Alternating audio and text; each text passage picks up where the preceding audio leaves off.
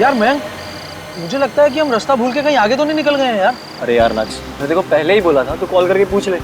अगर तू है कि मेरी बात मानता ही कहाँ है? आई एम वेरी श्योर कि रोहित के घर का रास्ता यही है, मैं पहले आ चुका हूँ। अरे आगे डेड एंड होगा यार, पूरी तरफ जंगल ही जंगल दिखाई दे रहा है। अब क्या करें? तू एक काम कर, ये मोबाइल ले और इसमें चेक कर जीपीएस में हम एग्जैक्टली कौन सी जगह है। हाँ अरे नक्श, ये तो केजपाल रोड है यार। केजपाल रोड? पर रोहित के घर के जाते समय तो केजपाल रोड आती ही नहीं थी।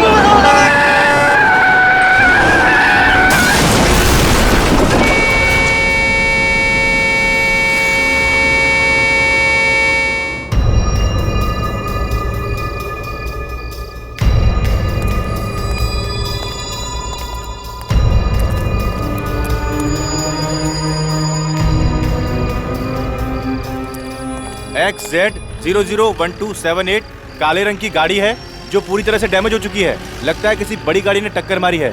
दोनों लड़के काफी जख्मी हो चुके हैं, बचने की कोई उम्मीद नहीं है। हम इन्हें हॉस्पिटल ले जाने की कोशिश कर रहे हैं। गाड़ी तो करके ले जाओ।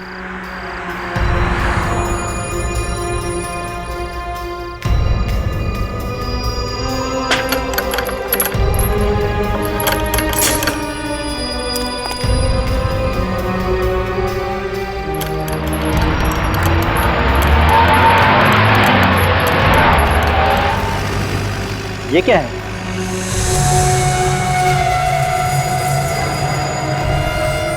ये तो किसी का कंकाल है। इसका मतलब इस डिवाइडर के अंदर किसी की लाश दफनाई गई है।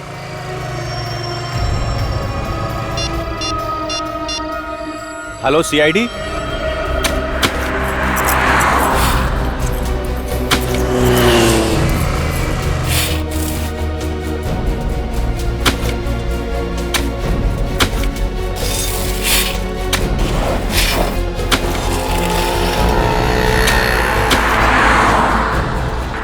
किसी ने सोचा भी नहीं होगा कि यहाँ पर एक एक्सीडेंट होगा और इस डिवाइडर से कंकाल बाहर निकलेगा।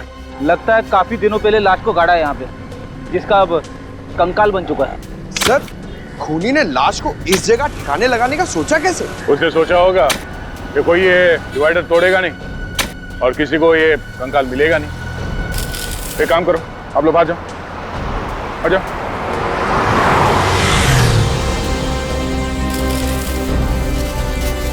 कंकाल किसी औरत की लगती है और ये जो कपड़ा है ये भी किसी औरत के साड़ी या दुपट्टे का लगता है। सर, ये कंकाल किस औरत का है और इसे मारा किसने, कैसे पता चलेगा? रेडी, चेहरे की हड्डियां सही सलामत है, चेहरा फिर से बनाया जा सकता है। पता चल जाएगा कि औरत कौन थी और किसने मारा ऐसे। सर, खूनी ने इतने ओपन एरिया में इस लाश को मार के गाड़ दिया तो किसी ने देखा क्यों नहीं? ये डिवाइडर जिसने बनाया है उस कॉन्ट्रैक्टर या बिल्डर के बारे में पता करते हैं, वही बताएगा कि लाश किसने गाड़ी है यहाँ पे। अरे जल्दी करो भाई, 2 मिनट के काम को 2 घंटा तुम लोग लगा देते हो। घर पे जाना है, इंडिया ऑस्ट्रेलिया का मैच आराम से सब लोग बैठ के देखेंगे। चलो चलो जल्दी जल्दी जल्दी फटाफट करो, फटाफट गमे उठो, रखो रखो उधर, चलो।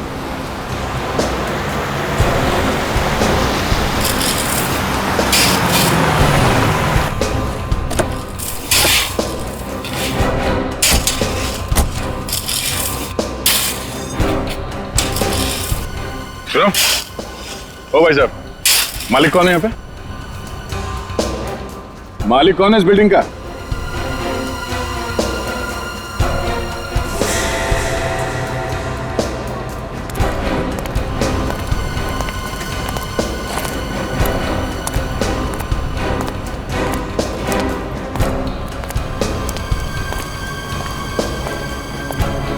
फाइव स्क्वायर कंस्ट्रक्शन कंपनी का मालिक कौन है?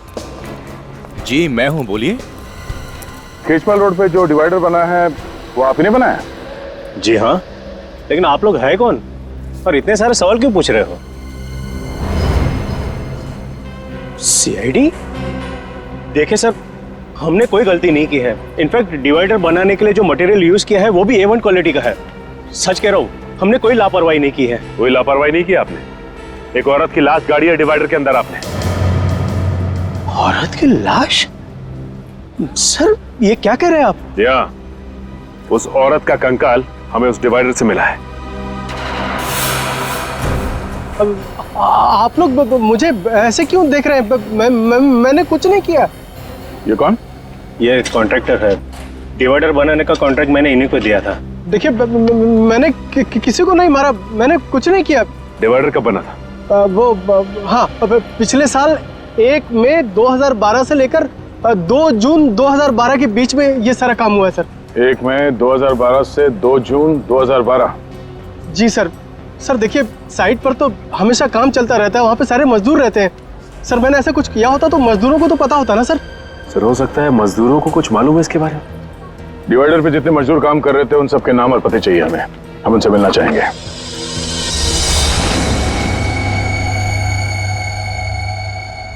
सर ये वो जगह है जहां पे हमें कंकाल मिला।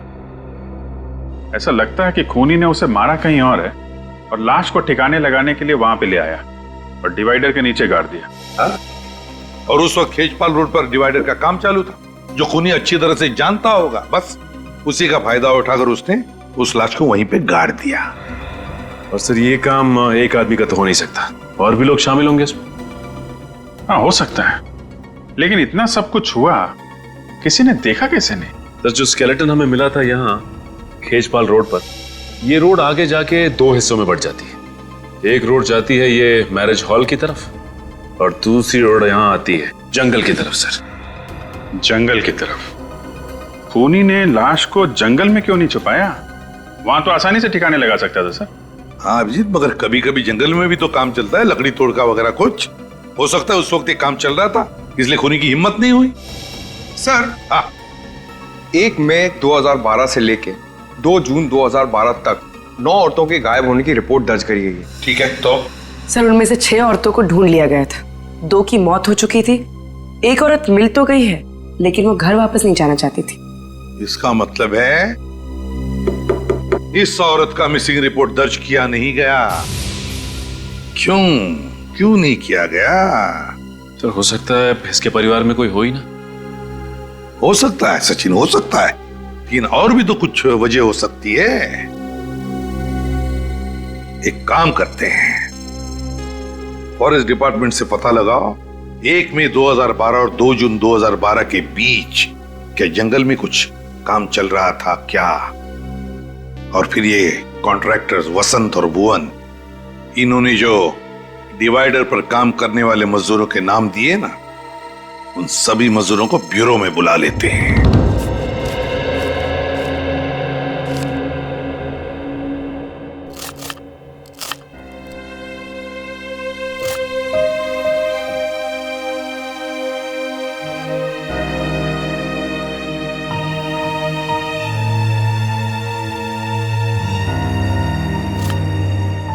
चिंता करने से क्या होगा चिंटू के बापू? कैसे ना करूं, चिंटू की स्कूल की फीस भरनी है। अच्छा ये बताओ अब तक कितना जमा हुए हैं? क्या जमा हुए हैं? सिर्फ 1500 रुपये बचा पाया हूं मैं। अगर गांव पैसे नहीं भेजे ना तो माँ बाबूजी को बहुत परेशानी हो जाएगी। अब चिंता मत करो, जितना है जैसा है उसी में हम सब मिल बांट के गुजारा कर लेंगे। ये कौन आ गया? पारुल देखो जरा।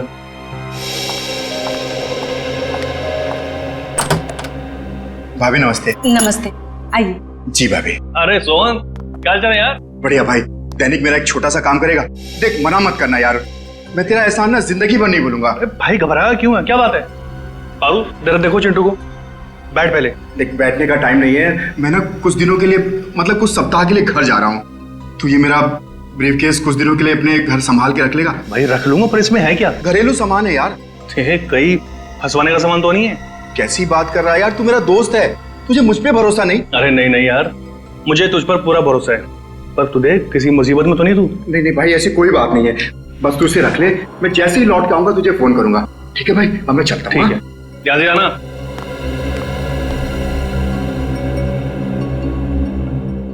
ये ब्रीफकेस कैसा है? अरे सोन का है, रखने को दे गया।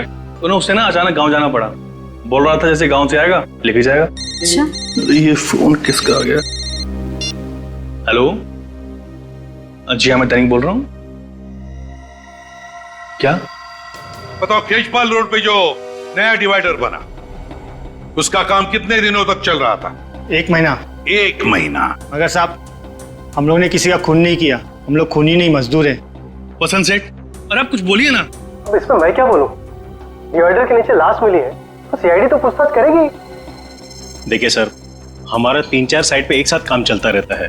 अब हमारे पीठ पीछे ये लोग क्या करते हैं हमें कैसे पता होगा? हाँ, मगर इनमें से किसी को तो पता होगा। उसी ने उस लाश को दफनाया है उस डिवाइडर के नीचे। नहीं सर, ये हमने नहीं दफनाई, ये काम किसी और का होगा। किसी और का काम है तो तुम लोगों ने उस गुनहगार को देखा कैसे नहीं?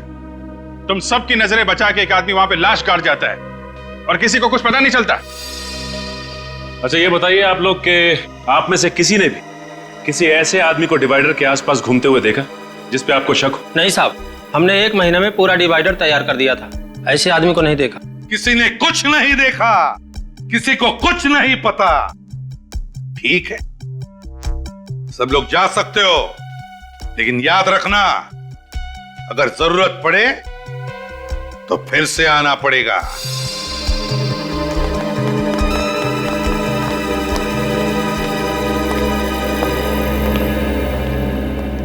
सर, आपने इन लोग को जाने क्यों दिया? मुझे मौका देते ना, 2 मिनट में इन लोग से समय निकलवा लेता। पंकज जी, आपको मौका मिलेगा, शांत हो जाइए। हाँ पूर्वी? सर, वो दैनिक नाम का मजदूर कुछ ज्यादा ही परेशान लग रहा है। दैनिक? सर, चेहरे का रंग उड़ा उड़ा लग रहा था कुछ छुपा रहा है। हाँ अभिजीत, मुझे भी गड़बड़ लग रहा है वो। इन सभी लोगों पर नजर रखो, ये कॉन्ट्रैक्टर्स भी और मजदूर भी, और खास करके वो दैनिक।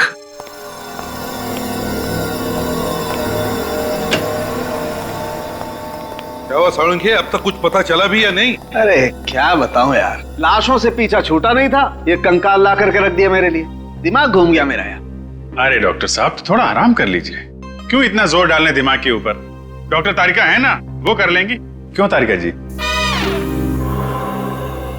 अभिजीत जी, तारिका जी ने और मैंने दोनों ने अपना दिमाग लगाया, तब जाकर के कुछ पता चला। ओ, तो फिर बता ना क्या पता चला? वो यही कि बॉस, इस मरने वाली की उम्र 25 से 30 साल के बीच में है। 25 से 30 साल के बीच में? अच्छा, और मौत हुई कैसे? इसकी मौत हुई है गर्दन मरोड़ने की वजह से। गर्दन मरोड़ने की वजह से? हाँ बॉस, ये इसकी गर्दन की हड्डी में दरार पड़ गई।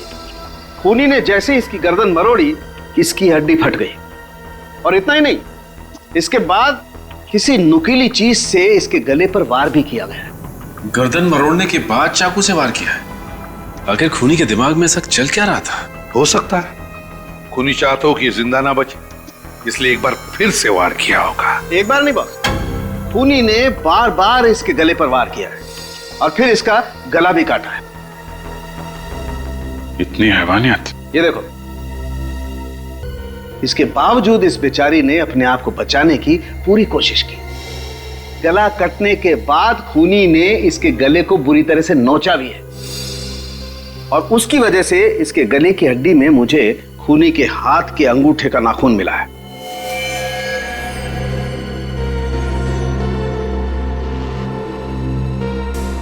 तो फिर अभिजीत, शायद खूनी के हाथ के अंगूठे में नाखून ही ना हो। डॉक्टर साहब, नाखून आदमी का है कि औरत का? डीएनए टेस्ट किया, पता चला कि ये आदमी का नाखून। सर, कहीं ये लूटपाट का केस तो नहीं है?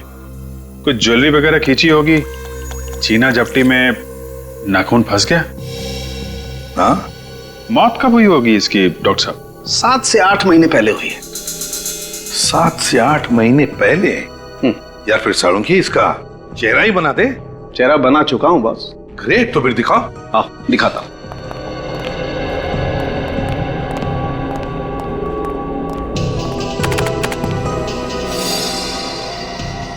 सर, सर, इस कंकाल पर से ये जो कपड़ा मिला है, ये एक महंगे सिल्क का कपड़ा है। ये देखिए। महंगा सिल्क? जी sir, Patola silk.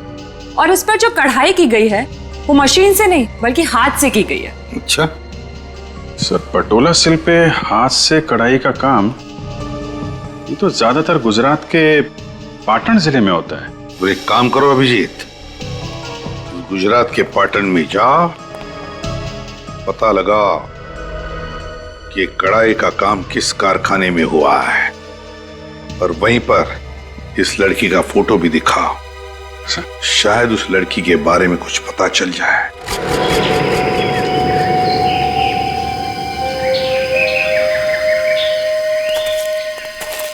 Sir, खेजपाल road पर अगर किसी का मर्डर हुआ है तो इसे हमें क्या लेना देना? पता नहीं, सीआईडी का मामला है, तहकीकात चल रही है, बताना तो पड़ेगा ही।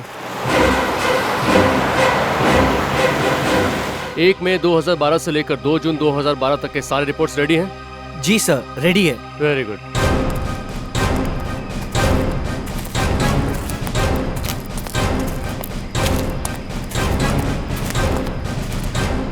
नमस्कार सर, मेरा नाम अमय और ये हमारे head of the department mister Chandar. Hello officers. Hello. नमस्ते सर।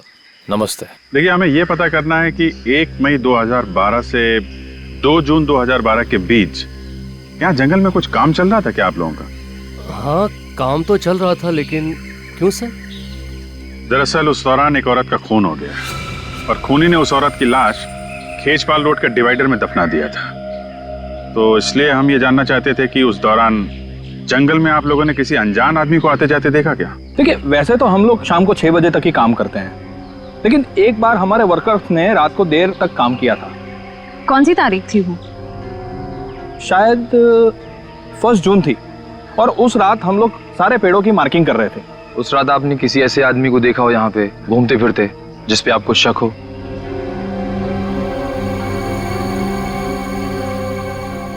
हाँ सर, याद आया, मैंने देखा था एक आदमी को। आपने देखा था? सर, उस रात तो मैं मरते मरते बचा था सर। क्यों, ऐसा क्या हुआ था? सर, उस रात मैं अपने मजदूरों के साथ जंगल में ही था। सारे पेड़ों की मार्किंग हो चुकी थी और हम वहां से निकलने की तैयारी कर रहे थे।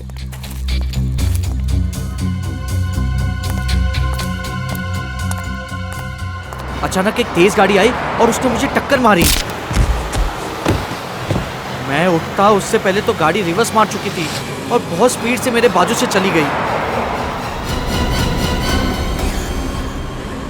और वो अपनी गाड़ी लेके भाग गया। कितने बजे की बात है ये? लगभग 9 साढ़े 9 बजे होंगे।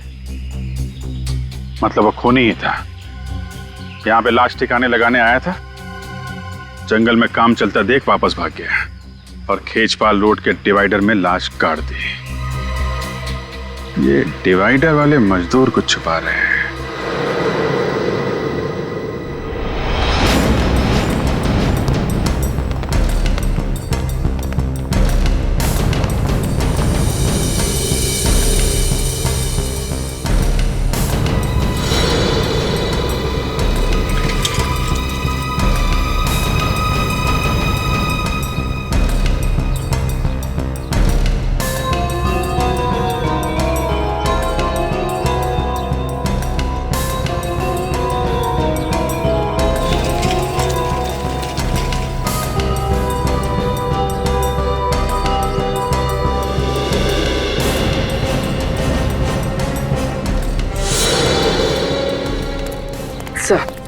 सर, चेतन का व्यवहार बिल्कुल ठीक था, लगता नहीं उसने कुछ गलत किया होगा। यहाँ भी सब ठीक है। सारे मजदूरों के व्यवहार में कोई फर्क नहीं पड़ा। हाँ सर, जिस तरह से वो पहले काम पे जाते थे अभी भी बिल्कुल उसी तरह से काम पे जा रहे हैं। देख के नहीं लगता कि किसी बात को लेकर परेशान है। परेशान इसलिए नहीं है क्योंकि उन लोगों ने कुछ गलत नहीं किया है, मगर ये दैनिक, इसकी हरकतें कुछ गड़बड़ लग रही है। मैंने कितनी बार आपको टोका है कि सोहन अच्छा आदमी नहीं है, लेकिन आप मेरी बात मानो तो ना, डाल दिया ना उसने आपको मुसीबत में। तुम घबराओ मत, मैंने इस मुसीबत से निकलने का तरीका ढूंढ लिया है। लेकिन ये सूटकेस लेकर के कहाँ जा रहे हो आप? कहीं से आप सीआईडी वालों को देने तो नहीं जा रहे हो? देखो, ऐसी गलती मत करना, क्योंकि इसमें तुम ही फंस जाओगे। तुमने मुझे पागल समझा है तो ये सूटकेस मैं सीआईडी को देने जाऊंगा? ये ब्रीफकेस हाथ में लिए हुए है, घबराया हुआ क्यों लग रहा है क्या इस बैग में? जब ब्यूरो में पूछताछ के लिए बुलाया गया था तब भी दैनिक सबसे ज्यादा परेशान था। अरे लेकिन कहाँ जा रहे हो? कुछ तो बता के जाओ। आके बताता हूँ। अरे ये खाना तो ले जाओ। मुझे तो लगता है कि इसे कंकाल के बारे में जरूर कुछ मालूम है। हो सकता है, चलो चल के देखते हैं कि जाता कहाँ पर है ये।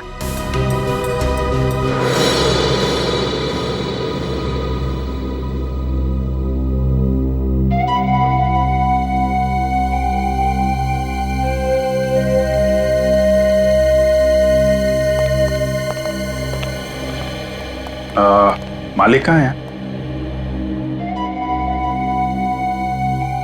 Excuse me.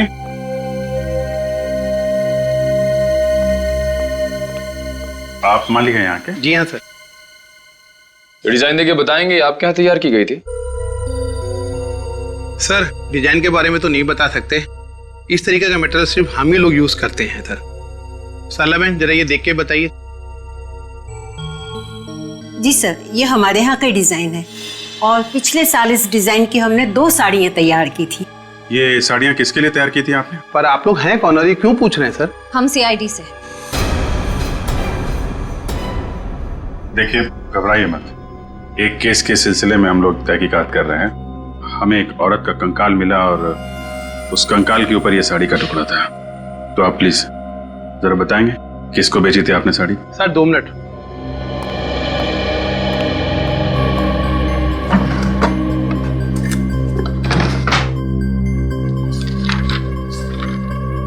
सर ये 2 लोग हैं, एक जिग्नेश भाई हैं, ये बहुत बड़े बिजनेसमैन हैं सर।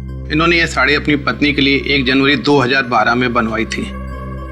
और दूसरी है तानिया जी, ये मुंबई से हैं, इनकी डिलीवरी डेट है 25 मई 2012 सर। तानिया जी मुंबई से? ये हमारी बहुत पुरानी कस्टमर है सर। मुझे लगा उनकी शादी हो गई है और वो परदेश चली गई होंगी सर। कब होने वाली थी उनकी शादी? 1 जून 2012 को सर। तानिया जी ऐसी दिखती थी? हाँ सर यही है। ये तानिया जी का एड्रेस और फोन नंबर तो होगा ही आपके पास?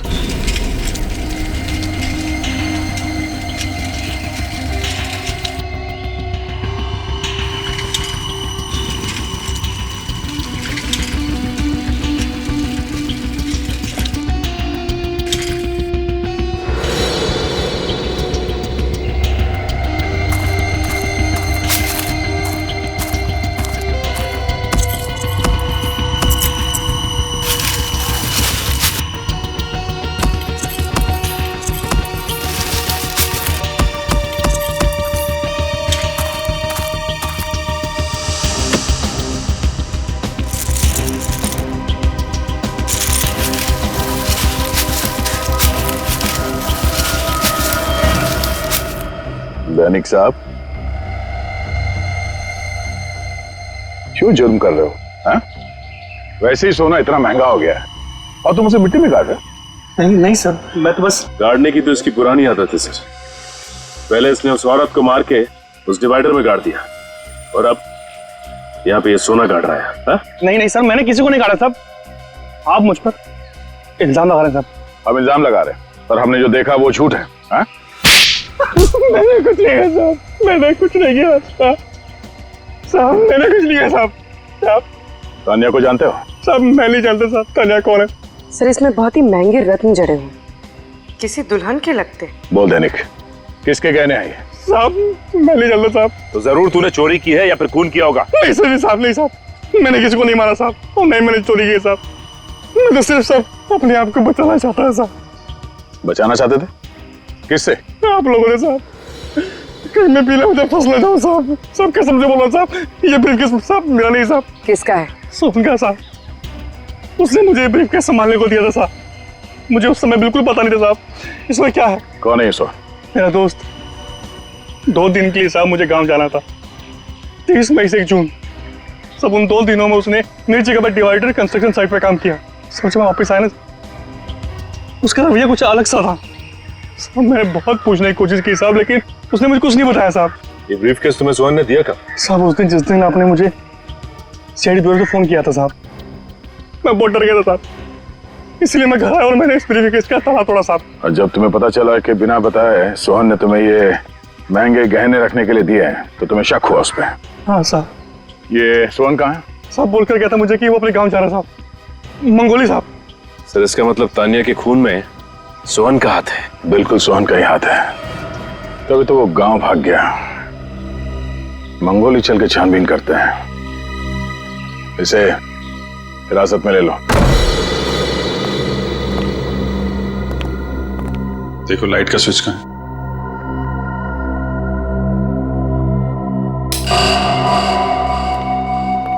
घर तो बहुत अच्छी तरीके से सजा के रखा है, इसे शादी ब्याह में सजाते हैं, लेकिन फूल मुरझा गए। सर लगता है ये सारी सजावट तानिया की शादी के लिए की गई थी। सर 1 जून 2012 के बाद लगता नहीं है इस घर में कोई आया है। शादी के दिन ही बेचारी का खून हो गया क्या? मगर सर तानिया के गायब होने की रिपोर्ट किसी ने लिखवाई क्यों नहीं? पड़ोसी कह रहे थे कि वो यहाँ अकेली रहती थी, शायद उसकी फैमिली में भी कोई नहीं होगा। सर घर को अच्छी तरीके से चेक करो, देखो कुछ काम का मिलता है क्या। सर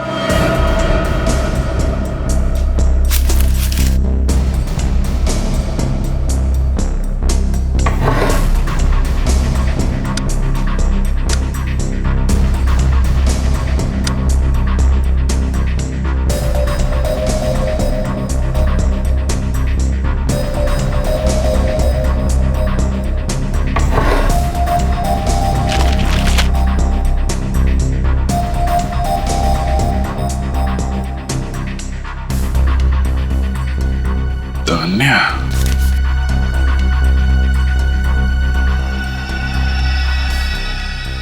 सर कुछ मिला क्या? हाँ सर, तानिया की शादी का कार्ड।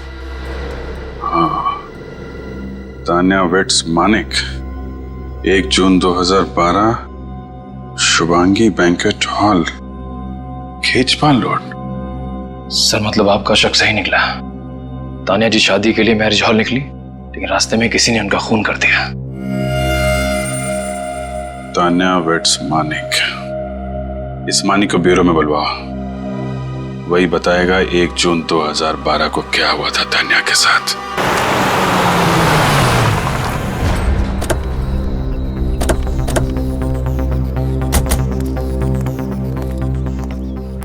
सुनो भाई साहब, अजब ये सोहन कहाँ रहता है? कौन सोहन? अरे वही सोहन जो 2 दिन पहले ही मुंबई से यहाँ पे आया है। अच्छा अच्छा, वो सोहन साहब। लगता है आप लोगों को पता नहीं। क्या? वो जब से मुंबई से आया बीमार पड़ा है। कौन है उसके साथ? वो उसकी बहन कीर्ति रहती है, वही उसकी देखभाल करती है। कहाँ रहते हैं लोग? जी कहिए, किससे मिलना है आपको? आप कीर्ति हैं, सोहन की बहन? जी हम लोग सीआईडी से सोहन से मिलना चाहते हैं। सीआईडी? देखिए डरने की कोई जरूरत नहीं है, हम उनसे कुछ जरूरी बात करना चाहते हैं। भैया ये सीआईडी वाले हैं, आपसे मिलने आए हैं।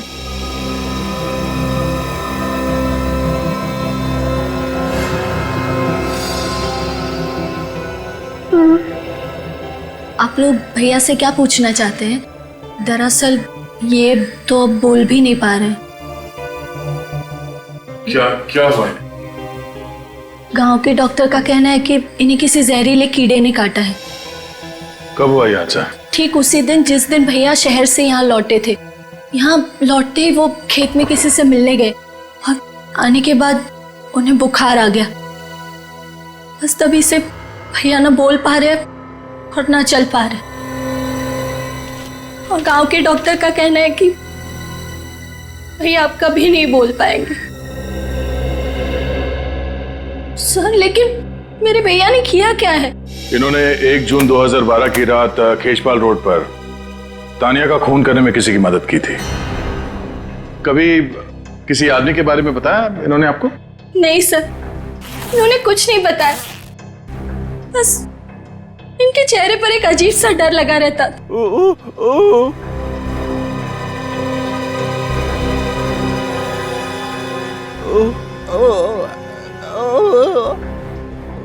क्या? सर ये अपनी बहन की तरफ इशारा कर रहा है। कीर्ति? कीर्ति ने कुछ किया है? देखो सोहन, तुम क्या कहना चाहते हो कुछ समझ में नहीं आ रहा है। क्या? हाँ?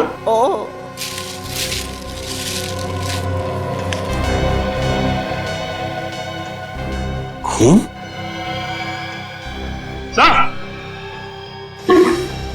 और सचिन, ये देखिए सर, सोहन के बैग में से एक कार्ड मिला है और उस पर खून लगा हुआ है। समाज सेवा समिति के कार्यक्रम का ये वीवीआईपी पास है जो 1 जून 2012 को आयोजित किया गया था। कार्यक्रम के मुख्य अतिथि का पास है ये। वैसे कहीं ये जो खून लगा है ये तानिया का तो नहीं? हो सकता है। अगर ये वीवीआईपी पास सोहन के बैग में था, इसका मतलब ये जरूर उस चीफ गेस्ट को जानता था। और ये पास उसने किसी खास वजह से संभाल के रखा था अपने पास। एक काम करते हैं, जिन लोगों ने इस कार्यक्रम का आयोजन किया है उनसे जाके मिलते हैं। वहीं से पता चल जाएगा कार्ड पे लगे इस खून का राज।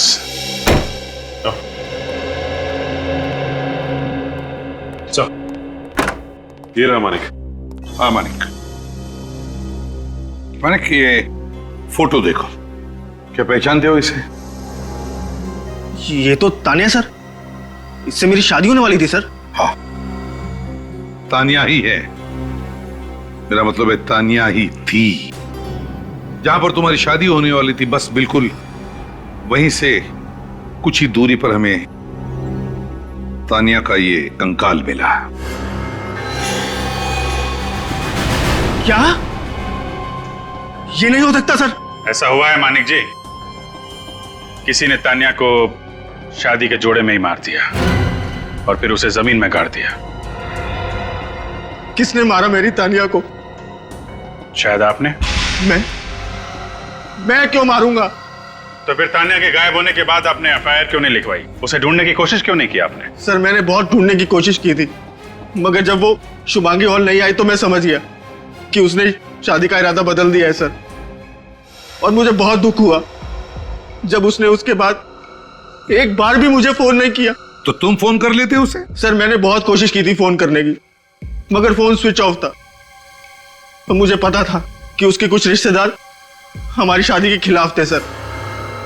तानिया बहुत डरती थी उनसे और हमेशा कहती थी कि उसके रिश्तेदार बहुत खतरनाक और बहुत पावरफुल लोग हैं। जब वो मंडप नहीं पहुंची तो मेरे परिवार वाले भी बहुत गुस्सा हो गए और मैं समझ गया सर कि उसने अपने रिश्तेदारों के डर से ही मुझे धोखा दे दिया। है कौन ये रिश्तेदार? कभी तानिया ने उनका नाम बताया तुम्हें? नहीं सर, उनसे कभी उसने मिलने ही नहीं दिया। तानिया के माता पिता से क्यों नहीं बात की तुमने? तानिया के माँ बाप नहीं है सर। तानिया से आखिरी बार कब बात हुई थी आपकी उस दिन? ये कोई 8:30 बजे सर, जब वो ब्यूटी पार्लर से मैरिज हॉल के लिए निकली थी। मतलब जो कुछ भी हुआ है ब्यूटी पार्लर और उस मैरिज हॉल के बीच में हुआ है। शुभांगी हॉल तो खेचपाल रोड पे है ना? जी सर। तो जब आप उस दिन वहां पे गए तो क्या उस रोड पे डिवाइडर का काम चल रहा था क्या? जी सर, चल रहा था। वहां पे किसी को देखा था आपने? नहीं सर, कोई भी नहीं था वहां। किसी को भी नहीं देखा। ठीक है, जा सकते हो तुम। जी सर।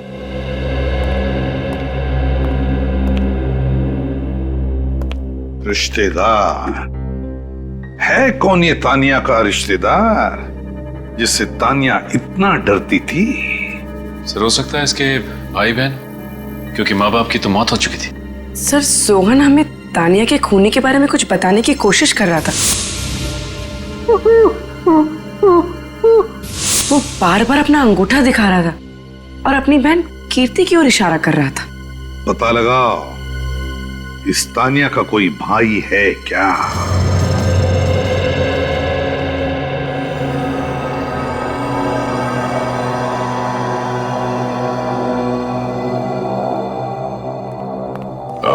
सुनो भाई साहब, अभी लंच टाइम में 1 घंटे बाद आना। इतना टाइम नहीं है हमारे पास, हम लोग सीआईडी से हैं। सीआईडी? आइए सर, बैठिए। नहीं, हम बैठने के लिए नहीं आए, कुछ सवाल पूछने हैं। नमस्ते जी, मेरा नाम ऐश्वर्या है। देखिए मिसेस ऐश्वर्या जी, ये नहीं, मैं अभी तक मिस ऐश्वर्या ही हूँ। ओ आप मिस ऐश्वर्या।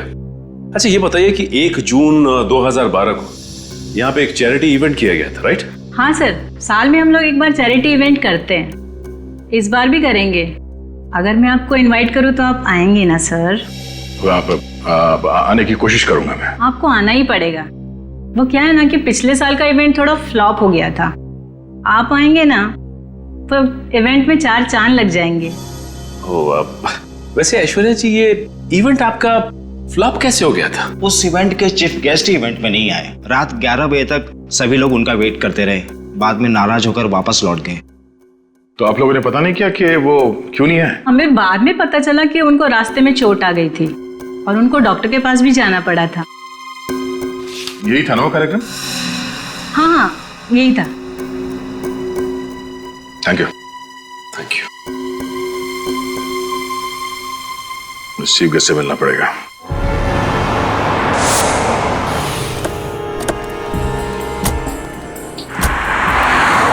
यहाँ पे मिला था तान्या का कंकाल, और यहाँ से आगे जो दो रास्ते जा रहे हैं, इस तरफ तो मैरिज हॉल है और इस तरफ जंगल है। खूनी ने तान्या की लाश जंगल में गाड़ने की कोशिश की थी, लेकिन वहां पे काम चल रहा था, इसलिए वापस यहाँ पर आया और यहाँ डिवाइडर में उसे गाड़ दिया। हाँ सर, शादी का जोड़ा पहनकर तानिया ब्यूटी पार्लर से निकली होगी। रास्ते में उसे खूनी मिला होगा जिसे वो जानती होगी, और फिर दोनों मिलके मैरिज ब्यूरो की तरफ गए होंगे। लेकिन मैरिज हॉल तक पहुंचे नहीं फ्रेडी, उसके पहले ही खूनी ने अपना काम कर दिया और यहाँ पे तान्या को गाड़ दिया। सर मगर उसने अकेले कैसे गाड़ा होगा? जरूर उसने किसी की मदद ली होगी। हाँ सर, ये काम किसी कंस्ट्रक्शन साइट का वर्कर ही कर सकता है। कोई और करता तो इतनी फिनिशिंग नहीं हो पाती। और दूसरे दिन जब बाकी के वर्कर यहाँ पे आते तो टेढ़ा मेढ़ा काम देखकर वो वापस उसे तोड़ देते और लाश बाहर आ जाती।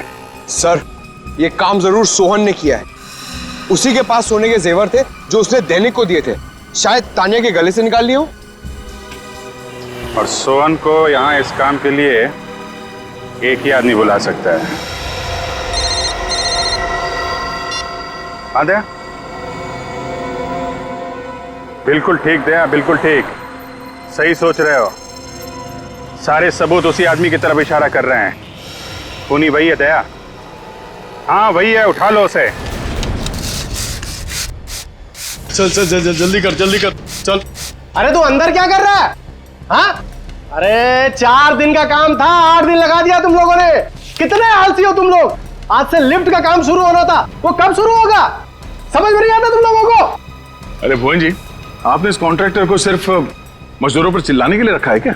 दरअसल वसंत जी है ही ऐसे, छोटी छोटी बातों में गुस्सा हो जाते हैं, लेकिन मजदूर से काम बहुत अच्छा निकलवाते हैं। अच्छा, आप किसी तान्या नाम की लड़की को जानते थे? तान्या? नहीं सर। ठीक है, चलो चलो चलो, जल्दी करो, जल्दी करो। पता नहीं कब काम करेंगे लोग, समझ में नहीं आता है। अरे सर, आप लोग यहाँ? क्या करें, सीआईडी का काम ही कुछ ऐसा है, आना जाना लगा रहता है। जी सर। वसंत जी, आप किसी तान्या को जानते थे? तान्या? नहीं सर, ये तान्या कौन है सर? मैं किसी तान्या को नहीं जानता। इसके गले की हड्डी में मुझे खूनी के हाथ के अंगूठे का नाखून मिला है। वसंत जी, आपके हाथ का ये अंगूठा बचपन से ऐसे ही है या किसी के साथ हाथापाई करते हुए ये नाखून टूट गया? नहीं सर, ये क्या है कि हाँ, वो मेरी गाड़ी का टायर बदलते वक्त मेरा अंगूठा उसमें फंस गया था, तो मेरा ये नाखून टूट गया सर। गाड़ी का टायर बदल रहे थे या तान्या का गला दबा रहे थे? हा? सर वो सर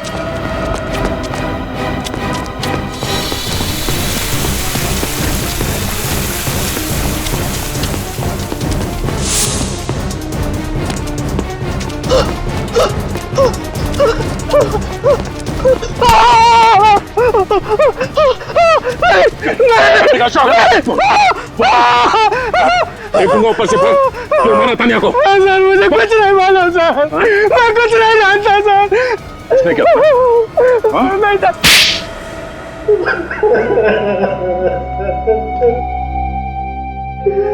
हाँ सर, मैंने ही तान्या को खून किया है सर। सिर्फ इतना ही नहीं, गर्दन मरोड़ी, गला काटा। शर्म नहीं आई तुम्हें? अपनी बहन का इस तरह से, इतनी बेदर्दी से खून करते हो? वो मेरी सगी बहन नहीं थी। थी तो वो बहन ही ना तुम्हारी। हाँ? क्यों खून किया उसका? क्योंकि नफरत करता था मैं उससे। बाबा ने सारी प्रॉपर्टी उसके नाम कर दी थी। मेरे नाम पर फूटी कौड़ी भी नहीं छोड़ी थी। अगर वो मानिक से शादी करती तो मानिक सारी प्रॉपर्टी हड़प लेता, सब कुछ उसके नाम हो जाता। इसीलिए मैंने तानिया को बुलाया। मैं चाहता था कि वो कागजात पर साइन कर दे ताकि शादी के बाद सारी प्रॉपर्टी मेरी हो जाए। देखो तानिया, मुझे तुमसे कोई गिला शिकवा नहीं है। तुम एक बार इस जायदाद के पेपर पर सिग्नेचर कर दो, उसके बाद तुम्हारा रास्ता अलग और मेरा रास्ता अलग। ये क्या बसंत भैया, मुझे लगा कि आप अपनी सारी कड़वाहट भूलकर अपनी सौतेली बहन से एक नया रिश्ता जोड़ना चाहते हैं, और आप मेरी शादी के दिन इन पेपर्स पे साइन करवाना चाहते हो। मैं अपनी जायदाद आपके नाम कभी नहीं करूंगी। गाड़ी रोकिए। यह गाड़ी तो तभी रुकेगी जब तुम इस पेपर पर सिग्नेचर करोगे। आज तक मैं चुप रही, यहाँ तक कि मैंने मानिक को भी कभी नहीं बताया कि मेरा एक सौतेला भाई है जो सिर्फ पैसों से प्यार करता है, मुझसे नहीं। लेकिन अब मैं सबको आपकी असलियत बता दूंगी। मैंने कहा गाड़ी रोकी अभी, वरना मैं जोर से चिल्लाऊंगी। गाड़ी रोकी भैया। कोई है, बचाओ भैया, बचाओ।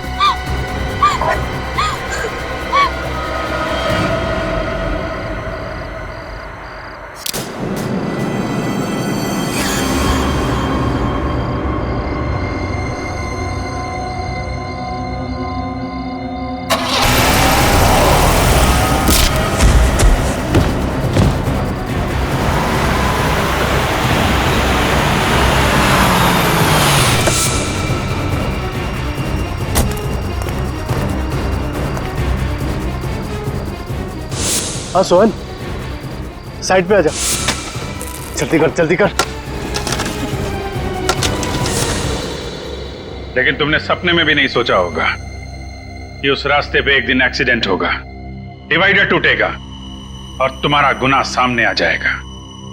क्यों हमला किया सोहन पे तुमने? क्योंकि एक वही था जो मेरा राज जानता था। फिर भी पकड़े तो तुम गए ही, हैं? पकड़े तो गए। क्या लगता है तुम्हें, जिस जायदाद के लिए तुमने अपनी बहन का इतनी बेरहमी से खून किया, क्या वो जायदाद तुम्हें मिल जाएगी?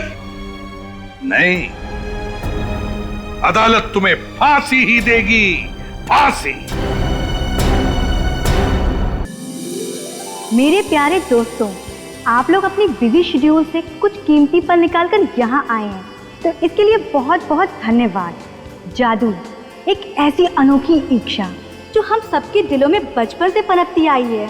शायद ही यहाँ कोई ऐसा इंसान होगा जिसने कभी जादू के बारे में नहीं सोचा कि काश कोई जादू हो जाए और उसकी सारी मुसीबत दूर हो जाए। नौकरी मिलने से लेकर सच्चा प्यार पाने तक सब इसी जादू की प्रार्थना करते हैं। तो आज हम इसी जादू के शो के जरिए आप सबकी मनोकामनाओं को पूरा करने का वादा तो नहीं करते हैं, लेकिन हाँ इतना जरूर कहेंगे कि आपका मनोरंजन भरपूर होगा। तो जोरदार तालियों के साथ स्वागत कीजिए जादूगर तुषार राजेश्वर जी का।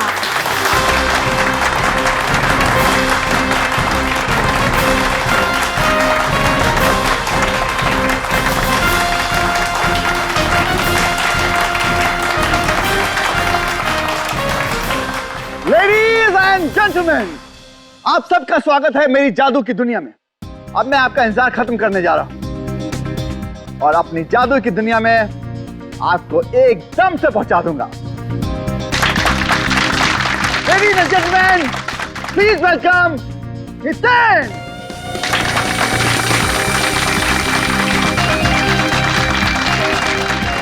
Ladies and gentlemen, please welcome gorgeous ऋतु।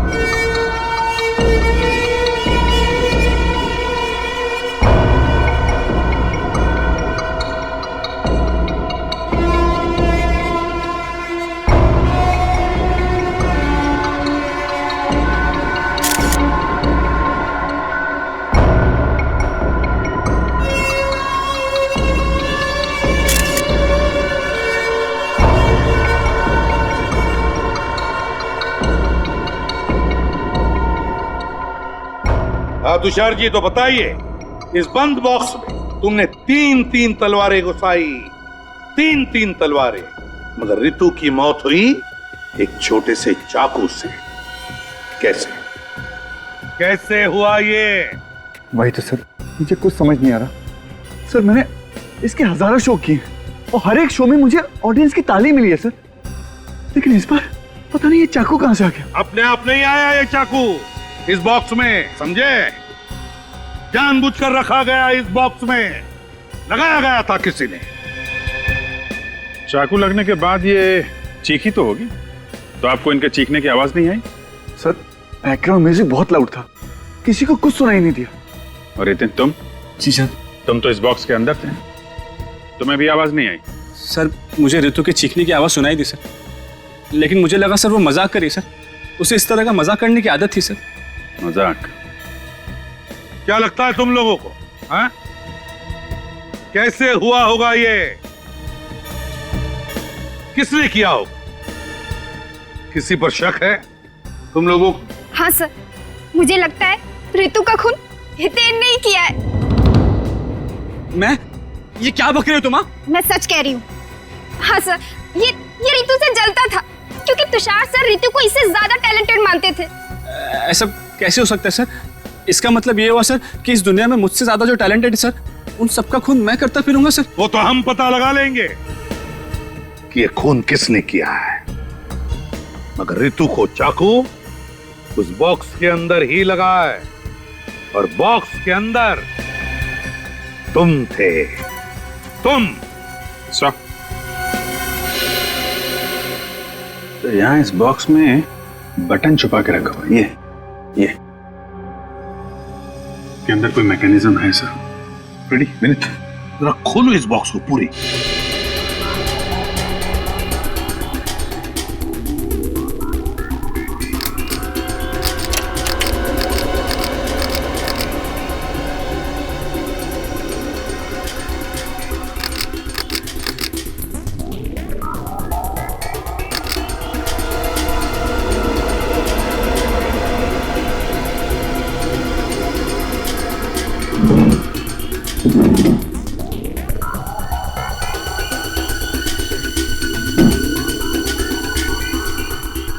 ये तो ये है सारा चक्कर, हैं? Yes sir. जैसे ही तलवार अंदर घुसी कि ये बटन दब गया और स्प्रिंग में लगा हुआ चाकू सीधा बाहर। बक्से के अंदर ना दिखने वाला चाकू? आप रेडी? बॉक्स में ना दिखने वाला चाकू है ना तुषार जी? क्यों? बड़ा कमाल का मैकेनिज्म लगाया बॉक्स में। किसने लगाया है? सर मुझे नहीं मालूम, मुझे कोई फंसाने की कोशिश कर रहा है सर। कोई फंसाने की कोशिश कर रहा है? फंस गए हो तुम, बुरी तरह से फंस गए हो। सर लेकिन ये बॉक्स तो स्टोर रूम में रहता है, वही शायद किसी ने कुछ। अच्छा, कौन लेकर आया था ये बॉक्स स्टोर रूम में से? दीपक और अमन। सर ये बॉक्स स्टेज पर हम जरूर लेकर आए थे, लेकिन वो चाकू इसमें कहां से आया ये हम नहीं बता सकते सर। हमने नहीं लगाया सर। हाँ सर, हम लोगों ने नहीं लगाया सर। स्टोर रूम कहाँ है?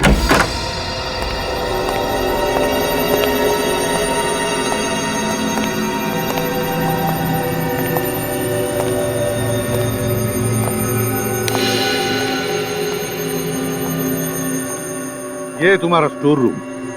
तो बॉक्स कहाँ रखते थे? सर इधर, यहाँ पर।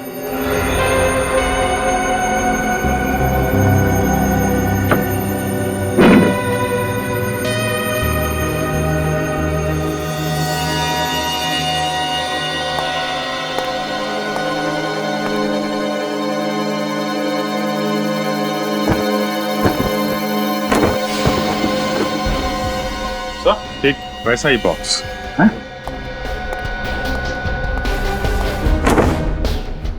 माय गॉड, हाँ?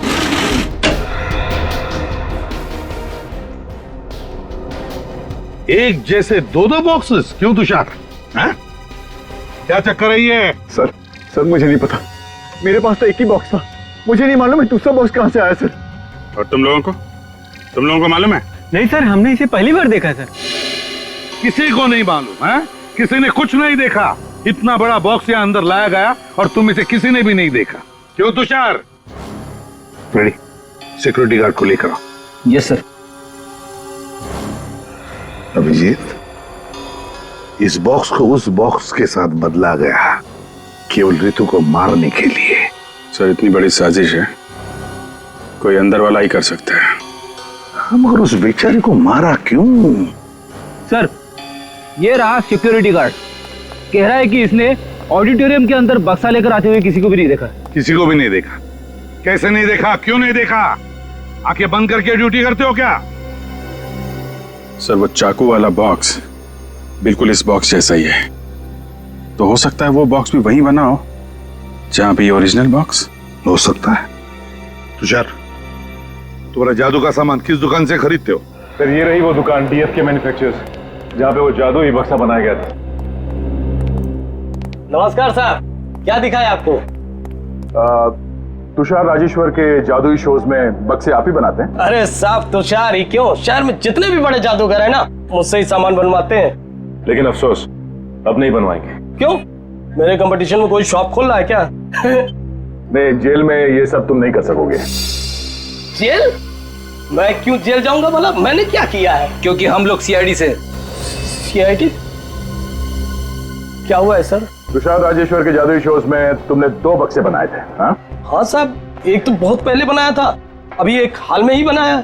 हाल ही में जो नया बक्सा बना उसमें एक चाकू फिट किया गया था जिसकी वजह से चोक के दौरान एक लड़की की मौत हो गई। नहीं साहब, मैंने बक्से में चाकू को नहीं फिट किया है। आपने नहीं फिट किया होगा, हो सकता है किसी वर्कर ने फिट किया हो आपके। अरे साहब ऐसा कैसे हो सकता है? मैं सामान भेजने से पहले अच्छी तरह जांच पड़ताल कर लेता हूँ ताकि कोई गड़बड़ ना हो। जादू का मामला है ना साहब। ये बक्से का ऑर्डर किसने दिया था?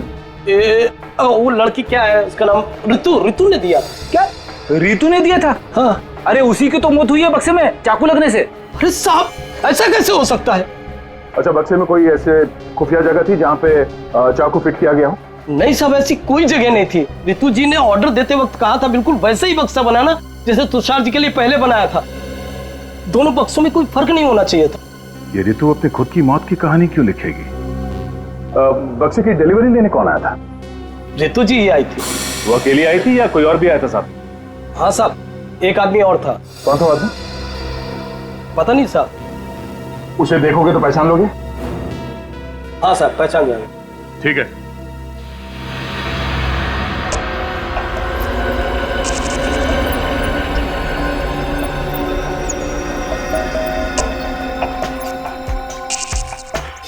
नहीं सर, जो आदमी ऋतु जी के साथ बॉक्स लेने के लिए आया था वो इनमें से कोई नहीं है।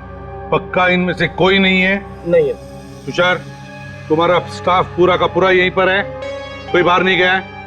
नहीं सर, सब लोग यही हैं। मतलब सर ये काम किसी बाहर वाले का है?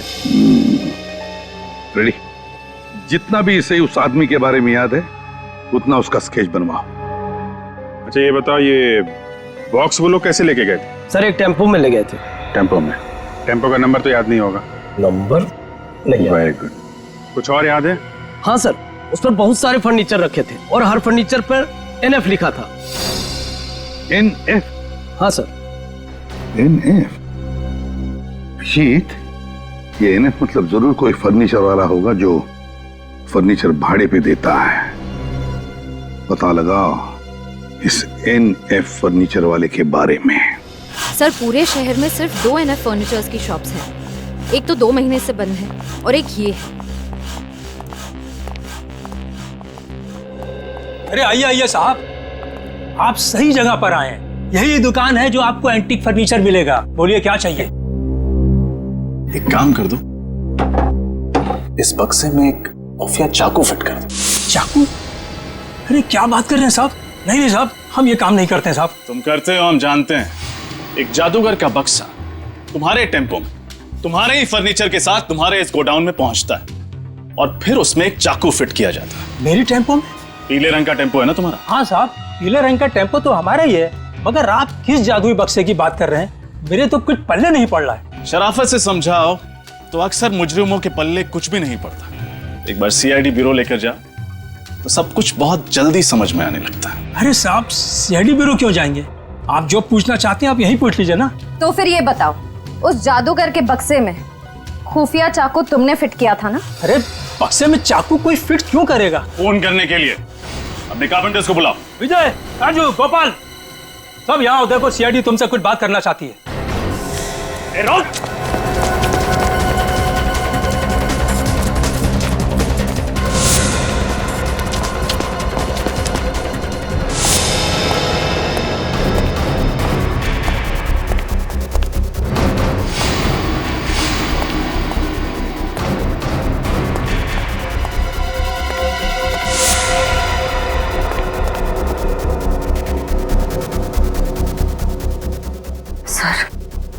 कहीं मिल नहीं रहा। इतनी जल्दी कैसे भाग सकता है? नहीं, कहीं भागा तो नहीं होगा। होगा यहीं के।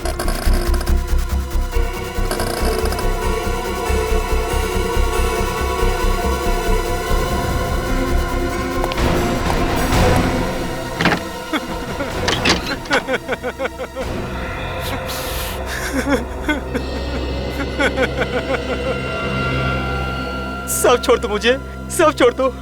मैं जिंदगी भर आपके घर के फर्नीचर मुफ्त बनाऊंगा साहब।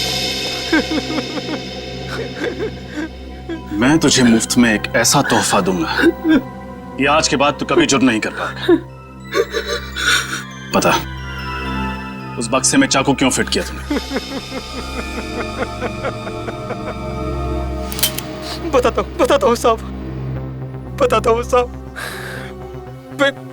पैसे की लालच में अंधा हो गया था साहब, पैसे की लालच में। किसने दिए थे पैसे? सर, जीवन ने। जीवन कौन है? मेरी चौल में रहता है। इस काम के लिए उसने मुझे 2 लाख दिए तो मैं मना नहीं कर पाया। 2 लाख रुपए के लिए तुमने एक मासूम लड़की से उसकी जिंदगी छीन ली।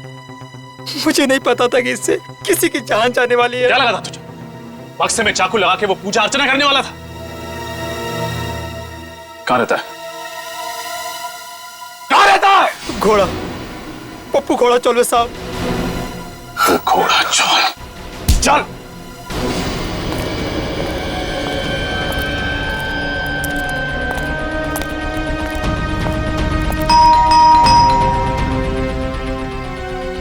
जीवन, जीवन,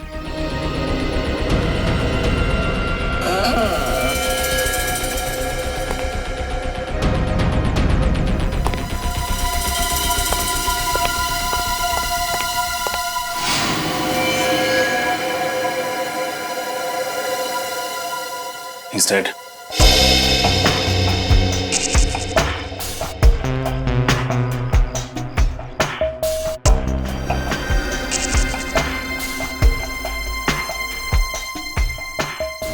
चाकू घोंप के खून किया गया है इसका।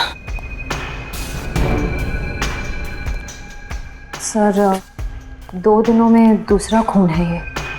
हाँ, जरूर खूनी को पता चल गया था कि सीआईडी जीवन तक पहुंच जाएगी, इसलिए मार दिया। एक काम करो, खोली को अच्छे से चेक करो, हो सकता है कुछ मिले। आप लोगों ने किसी को देखा था खोली के अंदर जाते हुए या बाहर आते हुए? नहीं सर, हमने कुछ नहीं देखा। कमाल है, इस चौल में इतने सारे लोग रहते हैं, किसी ने कुछ तो देखा होगा। हम सच कह रहे हैं साहब, हमने कुछ नहीं देखा। जीवन के शरीर में चाकू घोंपा गया, वो चीखा होगा, चिल्लाया होगा, किसी ने कुछ तो सुना होगा।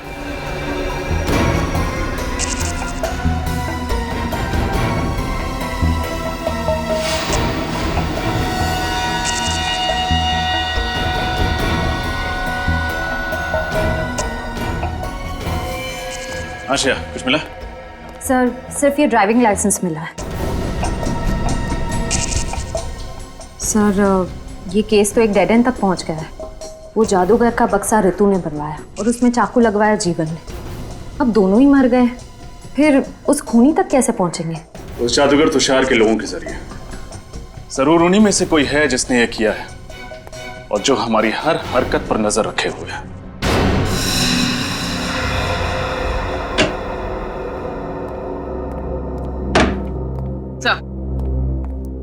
सर, ऋतु के बैंक अकाउंट की 1 साल की डिटेल्स लेकर आई हूँ।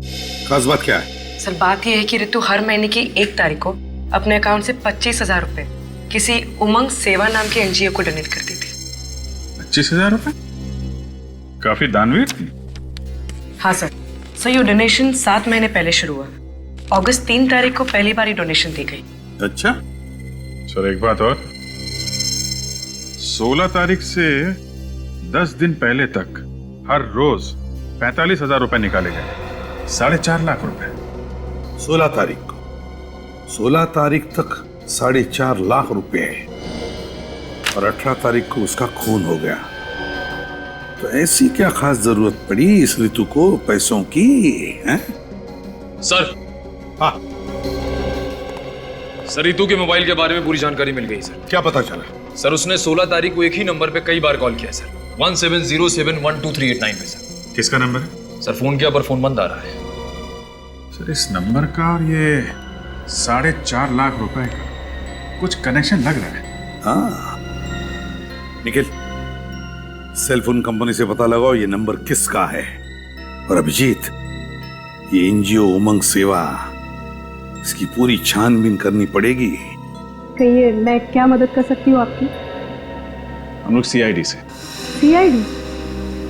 सीआईडी का क्या काम है? एक लड़की के बारे में कुछ जानकारी चाहिए थी आपसे। कौन सी लड़की? उसका नाम ऋतु है। ऋतु? जी हाँ। मैं ऐसी किसी लड़की को नहीं जानती।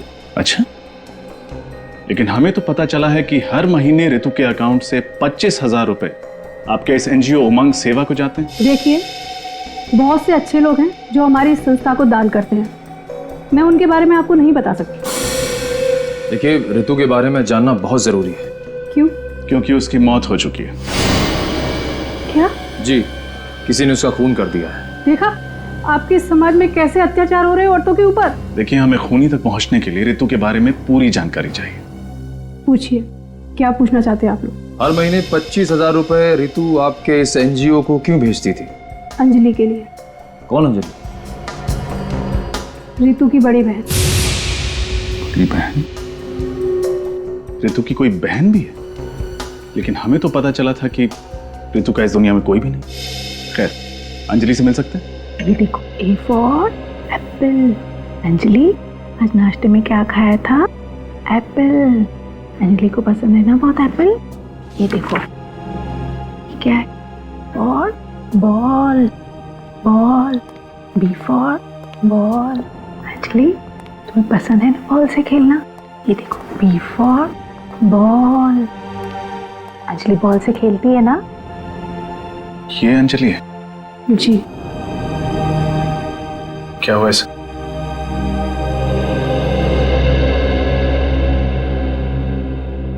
मुझे तो बताते हुए भी शर्म आती है। अंजलि जहाँ काम किया करती थी, वहाँ 2 लोगों ने एक दिन इसके साथ जबरदस्ती करने की कोशिश की और इस बात का इसको इतना गहरा सदमा लगा है कि आज तक ये बाहर ही नहीं निकल पाई है उससे। कभी कभी तो ये खुद ब खुद चिल्लाने लगती है, चीखने लगती है और रोने लगती है, और फिर जब इसको संभालने जाओ तो। वाकई बहुत दर्दनाक हादसा हुआ है इसके साथ। जिन बदमाशों ने इसके साथ ये किया, क्या उन्हें अपने किए की सजा मिली? नहीं, इसी बात से तो ऋतु इतनी परेशान थी। कानून पर से तो विश्वास ही उठ गया था उसका। और इसीलिए 25,000 रुपए हर महीने अंजलि के लिए भेजती थी यहाँ पे। जी। आपको अंजलि के बारे में कुछ पता है? वो कहाँ काम करती थी, या फिर कौन है वो लोग जिन्होंने उसके साथ ये हरकत की? अंजलि की फाइल में आपको अपने सभी सवालों के जवाब मिल जाएंगे। ऋतु आ गई। ऋतु ऋतु ऋतु ऋतु आ गई ना? ऋतु आ गई ना? आ जाएगी अंजलि। ऋतु आ जाएगी, आ जाएगी। ठीक है, तुम पढ़ाई करो। हाँ, आ जाएगी। आइए, मैं आप लोगों को अंजलि की फाइल देती थी।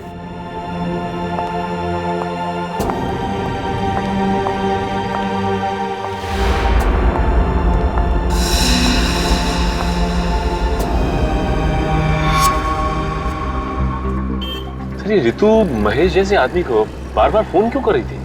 साहब, ये महेश बड़ा टेढ़ा आदमी है, इतने आसानी से कुछ बताने वाला नहीं साहब।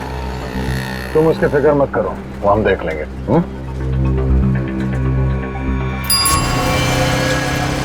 सब महेश, सब वो ग्रीन टी शर्ट में ना वही महेश है। वो? हाँ सब वो, सब मैंने क्यों नहीं सब। ठीक है, तुम जाओ। शुक्रिया साहब, शुक्रिया। सचिन, रेडी? ले आओ इसे।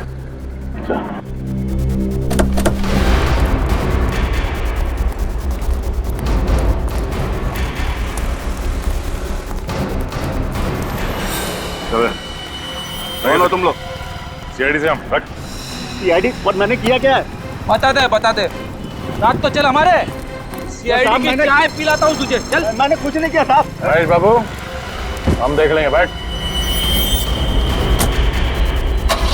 सही कह रहा हूँ सर, मैंने कुछ नहीं किया सर। सर मैंने कुछ नहीं किया सर, मैंने किसी को नहीं मारा sir, please by God sir. हमने कब कहा कि तुमने किसी को मारा है? हा? हम सिर्फ इतना पूछ रहे हैं कि ये रितु बार बार तुम्हें फोन क्यों कर रही थी? रितु फोन? सर मुझे कुछ भी याद नहीं आ रहा है सर, प्लीज यकीन कीजिए मेरा। कुछ याद नहीं आ रहा?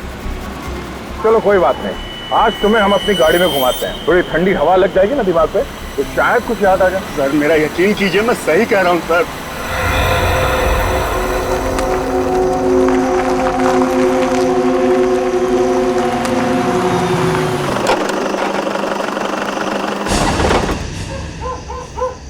महेश, अब आखिरी बार पूछ रहा हूँ यार, बता दे, ठीक है?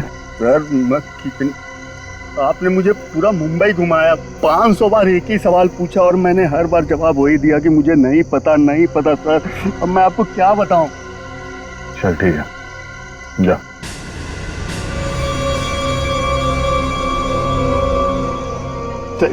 Thank you sir.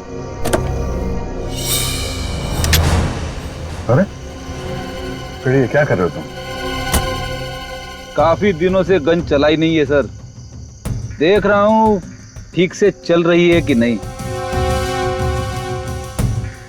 तुम गए ना मेरा?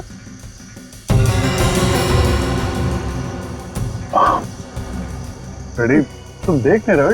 ये तुम्हारे गन देख के डर रहा है। गन देख के डर गए?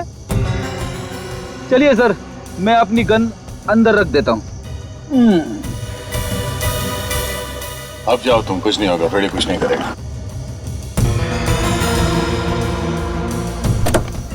अरे सर, ये आप क्या कर रहे हो? सर आप गन नहीं चला सकते, आपका निशाना ठीक नहीं है। आपने जितनी बार गन चलाई है कोई ना कोई ऊपर पहुंच गया सर, बस प्लीज सर। ये देखिए सर मुझे गोली मत चलाना, मैं बताता हूँ सर, मैं सब कुछ बताता हूँ सर, प्लीज गोली मत चलाना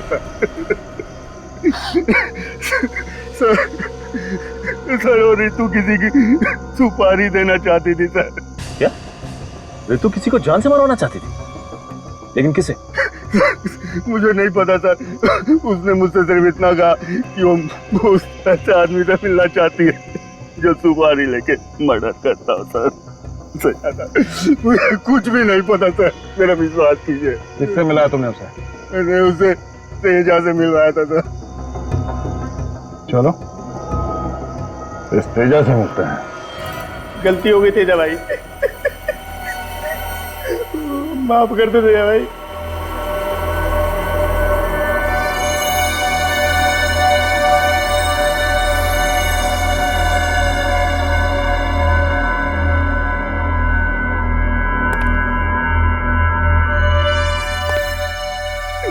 नहीं तेजा भाई, नहीं नहीं नहीं तेजा भाई।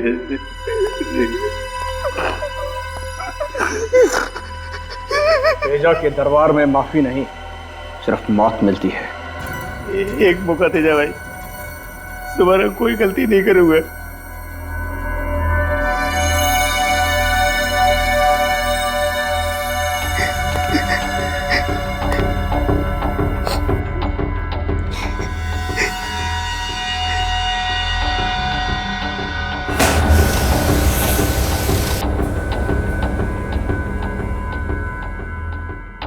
चल एक पत्ता उठा।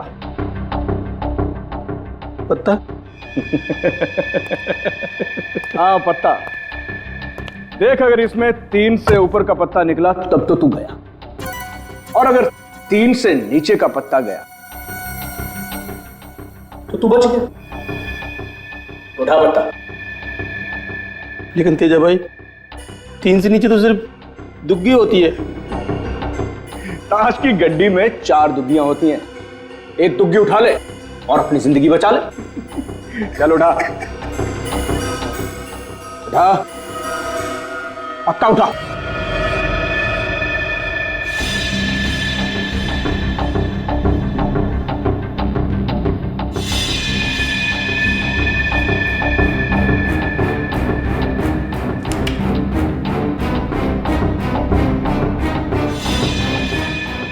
पक्का? और चांस चाहिए तुझे? उठा।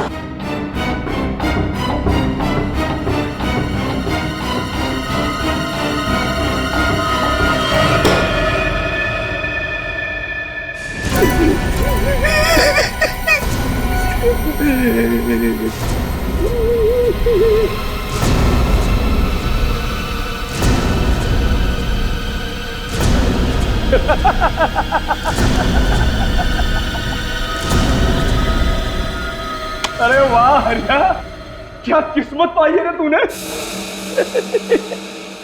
तू तो बच गया हैं? लेकिन सुन, अगली बार अगर गलती की ना तो ताश की गड्डी नहीं उठाऊंगा, मैं गोली मारूंगा। भाई भाई, महेश आया और अपने साथ एक मालदार पार्टी को भी लाया। लेके आना उसे। जी। और तू यहाँ क्या कर रहा है? मालूम है ना मेहमानों से मैं अकेले मिलता हूँ। चल निकल यहाँ से, चल फुट।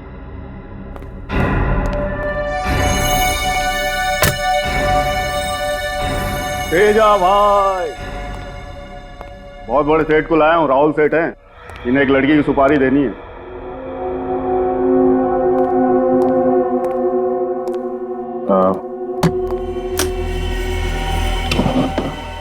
₹5,00,000 इसमें, बाकी के पैसे काम हो जाने के बाद दूंगा। किसकी सुपारी है? ऋतु नाम है इसका।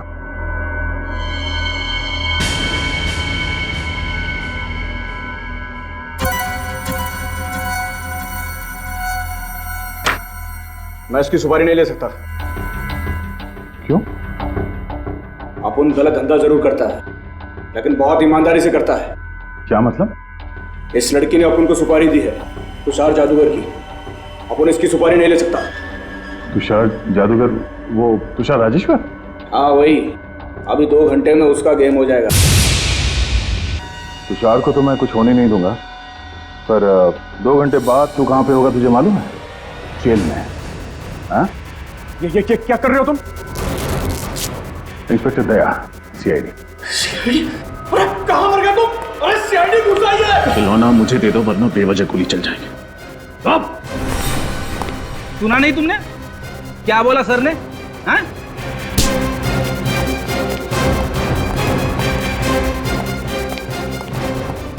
नालायकों, क्या कि तुम्हें इसी दिन के लिए पाला पोसा था कि तुम सीआईडी के सामने हथियार फेंक दो?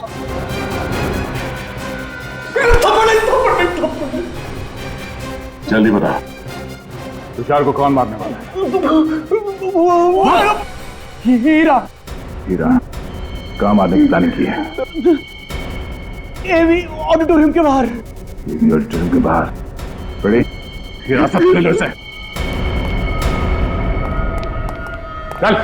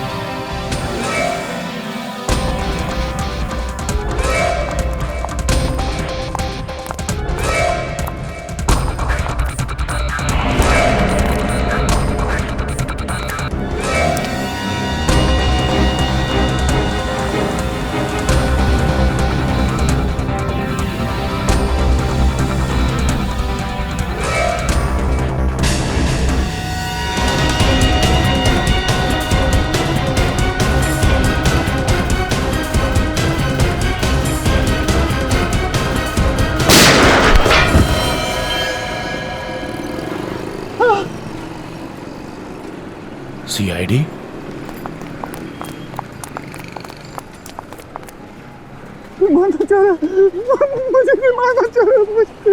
फिक्र मत करो, जिसने तुम पर गोली चलाई है वो भी हमसे बचा है।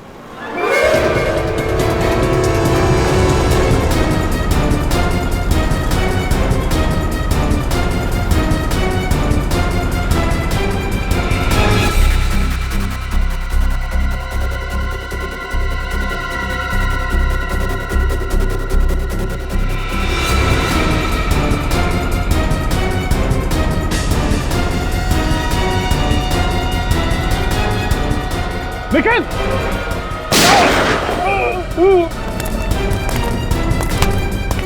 Thank you sir. सीआईडी की जान इतनी सस्ती नहीं है। तेरा खेल खत्म हो गया, चल।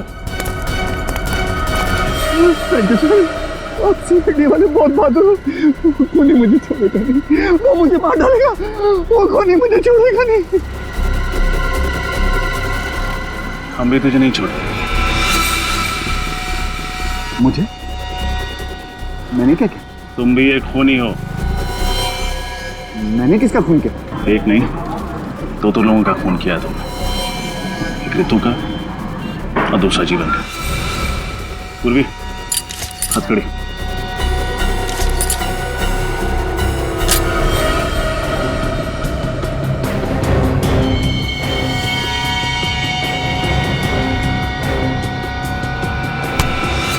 कहाँ भाग रहा है? रुक!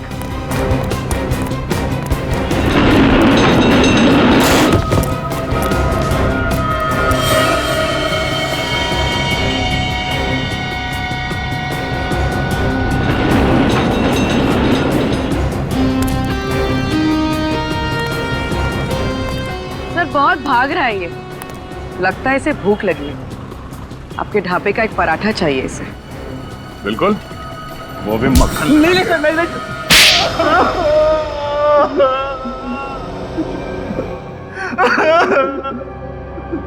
सर अंजलि की मौत सिर्फ और सिर्फ एक हादसा थी। हमने उसे जानबूझ के नहीं मारा सर। शराब के नशे में तुम दोनों अंजलि के कमरे में घुसे, उसके साथ बदतमीजी की और उसके बाद उसे छत से नीचे धक्का दे दिया। हा? सर हमने कोई धक्का नहीं दिया। बारिश बहुत तेज हो रही थी, पानी में उसका पैर फिसल गया सर। और उसके बाद तुम दोनों वहां से भाग गए, ये सोच के कि अंजलि मर चुकी है। हा? किसी को कुछ पता तक नहीं चलेगा। अंजलि जिंदा है, जिंदा। क्या कहा सर? अंजलि अब तक जिंदा है? हाँ, जिंदा है। और उसने तुम दोनों की करतूत ऋतु को बता दिया। और इसलिए अंजलि की बहन ऋतु तुम्हारे मैजिक ग्रुप में शामिल हो गई ताकि अपनी बहन का बदला ले सके। तभी उसने मुझे हितेन के खिलाफ भड़काया।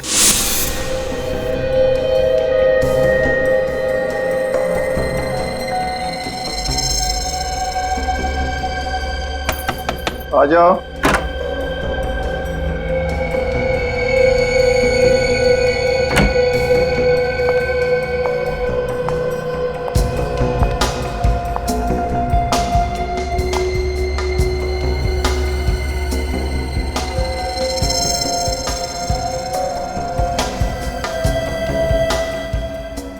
क्या हो रहे तू?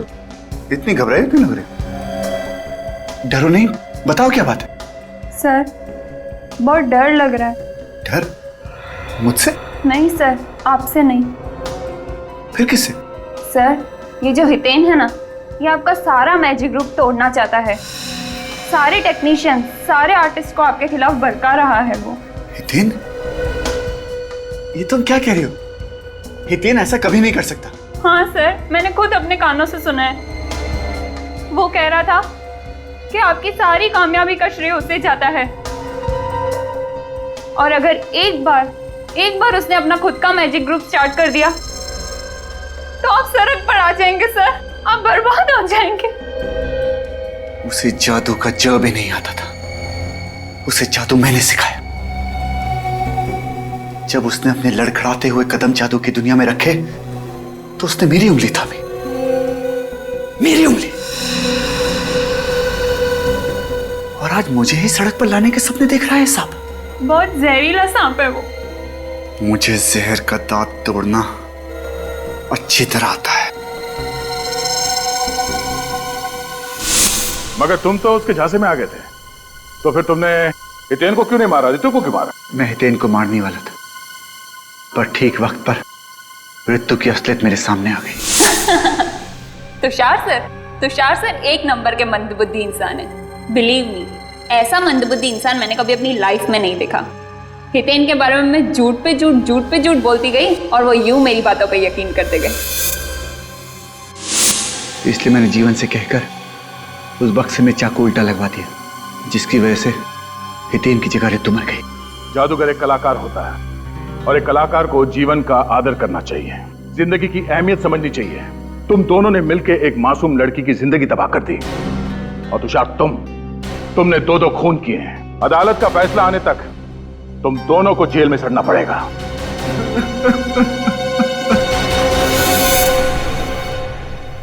इस तरह के और भी एपिसोड देखने के लिए हमारे चैनल को सब्सक्राइब करें और बेल आइकन दबाना ना भूलें।